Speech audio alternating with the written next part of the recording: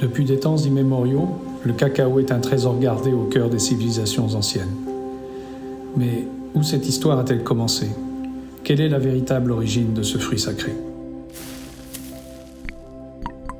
Au cœur de l'Amazonie péruvienne, la découverte de la Huaca Monte Grande a ébranlé les fondements de ce que l'on croyait connaître. Avec elle, l'histoire et le mystère du cacao s'entrelacent dans une spirale éternelle. Accompagnez-nous pour découvrir la véritable origine des gardiens du cacao. À l'ombre de ces arbres sacrés, le cacao a fait partie de rituels et de légendes, un lien ancestral qui perdure depuis des millénaires. On croyait qu'en Amazonie, il n'y avait pas d'architecture monumentale ni de développement culturel comme dans les Andes et sur la côte, mais cela a changé. Car il y a 5500 ans, les membres de la culture Marañón ont construit un temple gigantesque et en son centre, ils y ont caché le plus ancien cacao connu de l'humanité. Les articles de la revue Scientific Reports sur les découvertes de théobromine du cacao ont réécrit l'histoire pour toujours. Au long de ces 15 dernières années, les efforts du docteur Quirino Oliveira et de son équipe d'archéologues ont porté leurs fruits. En effet, Monte Grande est l'un des sites les plus grands qui ait été fouillé minutieusement et de manière professionnelle. L'ambition de l'équipe a été telle qu'elle l'a amené à retirer complètement l'un des anneaux intérieurs afin d'exhumer le tombeau de la personne issue de la plus haute hiérarchie religieuse du temple. Lors des fouilles, sous une couche de terre rouge, 2 excavations ont été trouvées, indiquant qu'il n'y aurait pas une mais 2 tombes présentes à cet endroit. En plus de cela, les pierres utilisées pour la construction de la grande structure en forme de spirale de Monte Grande sont de différentes formes, tailles et couleurs.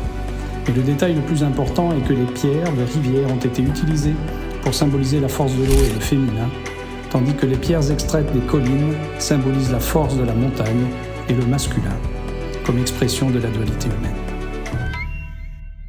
Mais comment sait-on que les premiers gardiens du cacao vivaient ici? C'est qu'à 3,30 m sous terre, du côté nord de la fouille, ont été trouvées des sculptures en pierre représentant le cacao, à côté d'une mâchoire de camélidé apportée des Andes pour être offerte dans le temple sacré de Monte Grande, ce qui constitue la plus ancienne preuve de l'origine du cacao. Près de la grande spirale de Monte Grande survivent encore des cacaoyers de plus de 100 ans. Leur génétique est un héritage vivant que nous cherchons à protéger. C'est pourquoi, dans le cadre du programme de recherche archéologique de Monte Grande, on produit une ligne de chocolat élaborée avec les fruits de ces arbres centenaires qui contiennent le composant de cacao le plus pur existant au monde.